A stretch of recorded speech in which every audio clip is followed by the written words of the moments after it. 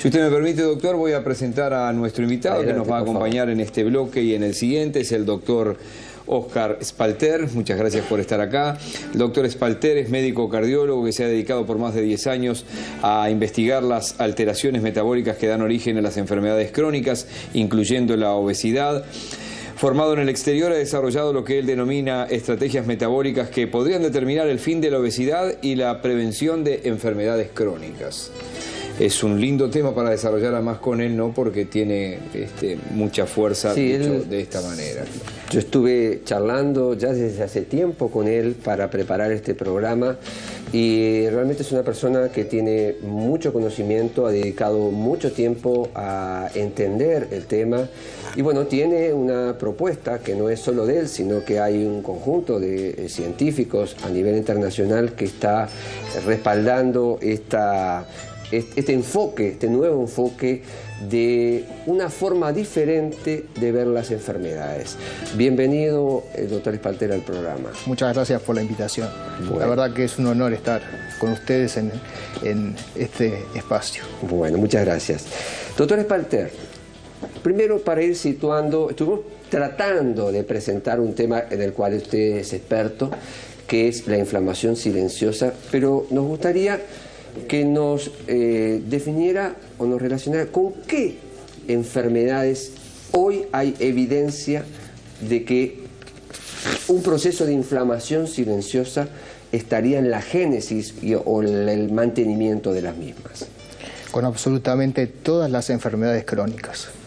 Pero déjeme explicarle un poquito cómo llegamos a esto. Perfecto, adelante, explíquenos. Lo primero que tenemos que tener una idea es de cuáles son los estadios de salud de una persona. Los estadios o las fases de salud de una persona lo podemos dividir a grandes rasgos en tres. El estadio 1, que si lo comparamos con un semáforo vendría a ser la luz verde, que es el ideal al cual queremos llevar a la persona, es el estadio que se llama de bienestar. Ahora después les explico qué quiere decir cada uno de ellos. Perfecto. Una vez que se sale del estadio de bienestar, se pasa al segundo estadio, que ya no es tan bueno, luz amarilla, que es el estadio que se llama de inflamación silenciosa o enfermedad subclínica. Y una vez que esa enfermedad subclínica, que ahora después también les voy a contar en qué consiste, se manifiesta, aparece la luz roja. ¿Qué es la luz roja? Es la enfermedad crónica. El estadio de bienestar, el primero que hablamos, es cuando la persona, no vamos a entrar en la parte filosófica de qué es bienestar, pero acá es algo cuantificable, porque el estadio de bienestar, la persona se tiene que sentir perfecta de cuerpo y de mente, pero además ciertas hormonas que se llaman hormonas inflamatorias tienen que estar dentro de un rango de normalidad. Si la persona se siente perfecta, pero esas hormonas no están dentro de ese rango de normalidad, ya no estamos en el estadio de bienestar. Algo está pasando. Algo está pasando porque nosotros nos acostumbramos a todo. Entonces a veces pensamos que nos sentimos bien, pero no nos sentimos bien. Nos acostumbramos a no sentirnos bien. Entonces es la situación en que, ¿cómo estás? Sí, estoy bien. O sea que la persona no se siente tan mal como para consultar, pero tampoco se siente perfecto. Vamos tirando, diría un uruguayo. Vamos tirando, ahí está, vamos tirando. Ese es el estadio en el cual la persona tiene esas hormonas inflamatorias que están fuera de rango, que están en un nivel en el cual están gestando enfermedad. En ese estadio de inflamación silenciosa o enfermedad subclínica se puede estar durante 10 a 15 años, hasta que se produce la manifestación de la enfermedad crónica. Generalmente, la medicina tradicional y las personas estamos acostumbrados a consultar cuando se produce la manifestación de la enfermedad crónica, cuando aparecen los síntomas. ¿Y qué es lo que hace la medicina generalmente? La medicina lo que hace es un peloteo de cuando se produce la manifestación de la enfermedad crónica y lo lleva de vuelta al estadio de inflamación silenciosa. Desaparece el síntoma, pero el hecho que no haya síntoma, el hecho que no veamos, no quiere decir que no esté. Sigue estando la alteración. Doctor, perdón. No, por favor. ¿Es exclusiva responsabilidad de un paciente, de una persona, tener un lapso tan prolongado de 15 años sin darse cuenta? ¿O puede pasar a una cantidad de controles médicos que también en la medicina tradicional eso no se ve? Excelente pregunta. Y le explico qué es lo que pasa con esto. Los médicos, las personas, buscamos las cosas que conocemos. Las cosas que no conocemos no las vamos a buscar. Esto es algo muy nuevo, es algo muy poco conocido. A nivel de la medicina prácticamente no se conoce, a pesar que 3 bioquímicos ganaron el premio Nobel demostrando cómo estas hormonas inflamatorias son los responsables de las enfermedades crónicas. Entonces, si una persona no lo busca, si un médico no va a buscar ciertas alteraciones de las hormonas, jamás la va a encontrar. Cuando me dice que no se conoce, ¿es que no se ha generalizado la aceptación de la ciencia y de la medicina para ir por este camino, o a qué se refiere? Que no se conoce. Esto... En el grupo médico, en los médicos, es algo que no se conoce. Que no se enseña fundamentalmente. Es decir, nos pasó a nosotros en el caso del tabaco. No había gente que enseñara en Facultad de Medicina a tratar la dependencia del tabaco. Era simplemente un hábito. O sea, costó muchísimo, y sigue costando, que se introduzca el concepto de que no es un hábito, es una dependencia. Eso forma parte de procesos, hay paradigmas que a veces hay que quebrar.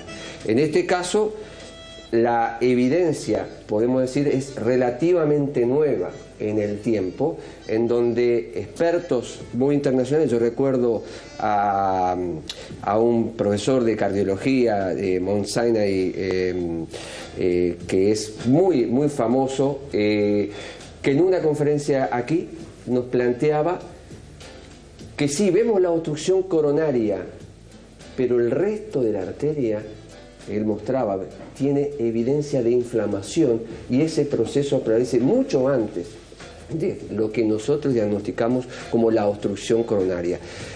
Todavía no estamos prontos para, o no hemos llegado a la etapa en la cual la medicina ha aceptado todo este proceso y lo está volcando en su enseñanza. Entonces aparecen personas a nivel internacional que empujan en este tema. ¿Es así o...? Es así, es así.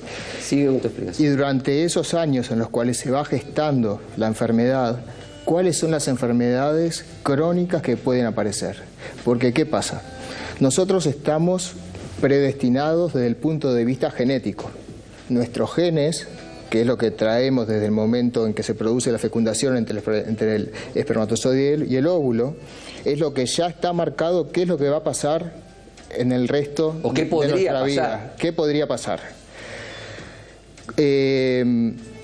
O sea que los genes nosotros no los podemos cambiar, pero sí podemos modificar, y eso es lo que estamos haciendo, lo que los genes expresan. Podemos modificar la expresión genética, no podemos modificar a los genes. Entonces, si los genes que tiene esa persona están predestinados para generar un cáncer, una diabetes, obesidad, una enfermedad de Alzheimer, una esclerosis múltiple, enfermedad coronaria o vascular, cualquiera de ellas pueden ser desencadenadas, pueden ser gatilladas por estas hormonas inflamatorias que estuvieron durante tantos años actuando en el organismo sin que la persona se dé cuenta. Es por eso es que se llama inflamación silenciosa. Es una inflamación, pero que la persona no sabe que la tiene. ¿Y cuáles son esas hormonas?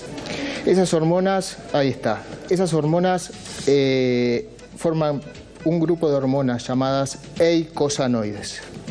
Los eicosanoides son las hormonas que le avisan a la lesión que se produce en el organismo en el ejemplo que usted dio al inicio, cuando se produce una lesión, ¿cómo hace para enterarse el resto del organismo que tiene que enviar a las células para reparar a esa lesión? Por medio de mensajeros. ¿Cuáles son los mensajeros? Los eicosanoides. Esas hormonas son las que van a estar avisando que tienen que ponerse el sistema inflamatorio en alerta para actuar. Pero en el caso en el cual usted dio el ejemplo, eso es una inflamación aguda. Y eso es bueno. Pero es tan bueno la inflamación aguda como es tan mala la inflamación crónica. Porque la inflamación aguda, el objetivo es reparar. En la inflamación crónica, inflamación silenciosa, el objetivo es dañar, es producir enfermedades crónicas. Es una respuesta inadecuada que se dispara, que está en nuestro organismo, pero obviamente que no es la intención del organismo, es algo que sucede. Se dispara, en realidad, esto sabe por qué se empezó a disparar. Esto empezó a producirse cuando se empezó a producir lo que se llama la tormenta nutricional perfecta, que tiene que ver con los hábitos alimenticios.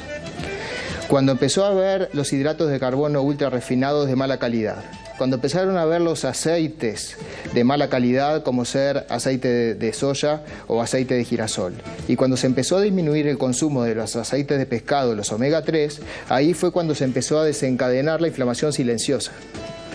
Que después les voy a contar cuáles son los mecanismos iniciales que el organismo tiene para empezar a prevenirlo. Nos está acompañando el médico y cardiólogo doctor Óscar Spalter. Doctor Bianco, seguimos en esta cuarta y última parte del programa. Y como tú decías, vamos a pedirle que lo lleve a tierra el tema, que lo ponga con un ejemplo práctico. ¿Cuál enfermedad usted elegiría para poner todos estos elementos que nos ha estado presentando en una enfermedad concreta? Sin duda, obesidad. Perfecto, adelante.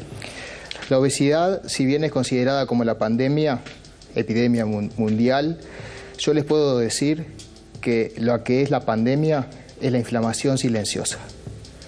Porque previo a que aparezca la obesidad, hay una inflamación silenciosa. Y la obesidad es una respuesta para tratar de frenar esa inflamación silenciosa. En base a... ¿Se acuerdan que les había mencionado 3 elementos que formaban la tormenta nutricional perfecta? Esa tormenta nutricional perfecta lo que lleva a ese desbalance hormonal de las hormonas inflamatorias que llevan a la inflamación silenciosa. En una fase inicial, como un mecanismo de protección para evitar que esas hormonas inflamatorias pasen a la sangre y empiecen a producir la enfermedad, empiezan a ser guardadas, encapsuladas, entre comillas, por el adipocito, que es la célula de la grasa. Esas hormonas empiezan a llenar a cada una de las células de la grasa y al empezar a llenarse pasan varias cosas. Primero, como son hormonas inflamatorias, disminuye el tiempo de vida del adipocito, o sea que el adipocito se va a morir antes. Segundo, antes de morirse va a estimular a que se formen nuevos adipocitos alrededor, con el consiguiente aumento de tejido adiposo. Cuando se rompe el adipocito, viene a ser como que se exprime la grasa y libera a la sangre lo que en un principio se quería evitar. Se liberan a la sangre esas hormonas inflamatorias. O sea que primero hay una respuesta buena, digamos, del adipocito al contener, pero después se larga una tormenta. En una fase inicial se puede comportar como un tumor benigno la grasa, porque encapsula y guarda y evita que se disemine. Pero como se va a morir porque esas hormonas inflamatorias acortan la vida media, sale hacia la sangre, formando lo que se llama el síndrome de la grasa tóxica, en el tema de tumores, vendría a ser que se comportaría en ese momento como un tumor maligno. ¿Por qué? Porque empieza a dar las metástasis. La metástasis en este caso es que empieza a producir el síndrome de la grasa tóxica o la inflamación silenciosa y empieza a tocar absolutamente a todos los órganos. ¿Cuál es el que va a cantar? ¿Cuál es el órgano que va a decir me enfermé? El que estaba predestinado genéticamente. El que está más débil o el que es más erosionado. Es como si tuviéramos, cuando esas hormonas inflamatorias están circulando, es como si tuviéramos una lija que está pasando por absolutamente todos los órganos, por adentro de las arterias, tocando el hígado, tocando todos los órganos. Pero ¿qué pasa? Esas hormonas inflamatorias, y ahora vienen las estrategias metabólicas que nosotros descubrimos, esas hormonas inflamatorias generan otra cosa. Y acá viene por qué si la obesidad o el aumento de tejido adiposo en una fase inicial es el mecanismo protector para que se produzca la inflamación silenciosa, ¿por qué aparecen después las enfermedades?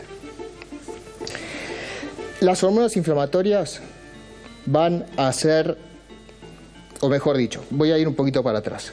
Cuando nosotros comemos, ¿por qué comemos? Nosotros comemos para tener energía. ¿Energía para qué? Para que cada una de las células del organismo funcione. Para que el cerebro, para que las células del cerebro transmitan energía y formen neurotransmisores. Para que cada una de las células del corazón tenga la fuerza de contraerse y que en conjunto tengan la función de bomba. Para que el intestino tenga la función de absorción y de digestión, etcétera, etcétera. Pero siempre lo que comemos es más de lo que se necesita para que todas las células funcionen. La energía que nos entra por la boca es más de lo que se necesita para el funcionamiento de todo el organismo. ¿Qué pasa con lo que sobra?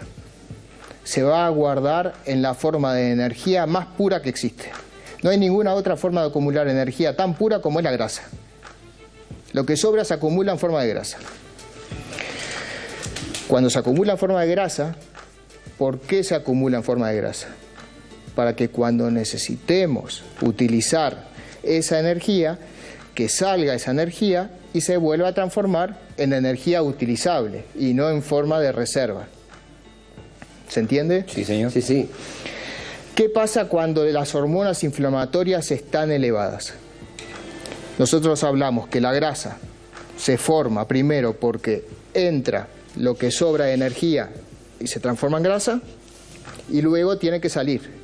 Las hormonas inflamatorias lo que hacen es trancar la compuerta para la salida de la grasa. O sea que se forma lo que se llama una trampa para la grasa. Al formar una trampa para la grasa, se acumula energía, pero no sale. ¿De dónde saca energía esa persona que tiene una obesidad, que piensa que haciendo más ejercicio y comiendo menos que va a perder peso, y en realidad no es así, porque está haciendo justamente lo contrario? ¿Qué pasa con esa persona? ¿De dónde saca la energía si está trancada la salida de la grasa? Si está trancada la fuente de energía más pura que existe.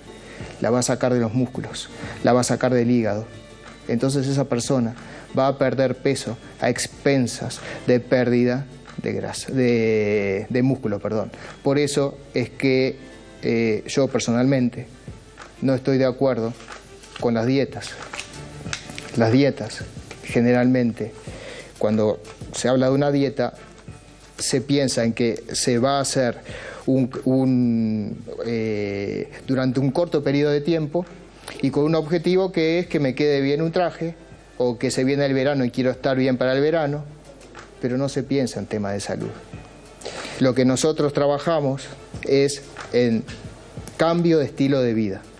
Por medio de cambio de estilo de vida, nosotros vamos a manipular a esas hormonas inflamatorias. ¿De qué manera? Quiero ir a eso y concentrarme a eso porque nos están quedando poco tiempo del programa y me gustaría que nuestra audiencia entendiera bien ese concepto. ¿Cómo diagnosticamos que existe un proceso inflamatorio y cuáles son, ahora sí, los lineamientos generales para revertir ese proceso inflamatorio y colocarlo en la zona adecuada donde debe estar el individuo para evitar las enfermedades crónicas. Lo que usted llama esas estrategias metabólicas, supongo que son. Las estrategias, sí. Primero, la persona, como dijimos, el estadio 2, la persona puede sentirse bien, se acostumbró a no sentirse tan bien, pero piensa que se siente bien y puede estar en inflamación silenciosa. O sea que no tiene por qué ser gordo para tener inflamación silenciosa. ¿Y cómo lo diagnostica? Primero, el diagnóstico es un diagnóstico clínico en base a varios elementos que se le van preguntando a la persona y por medio de exámenes de sangre. Si bien en Uruguay no han llegado los reactivos para hacer diagnóstico de estas hormonas inflamatorias, ¿qué es lo que tuve que hacer?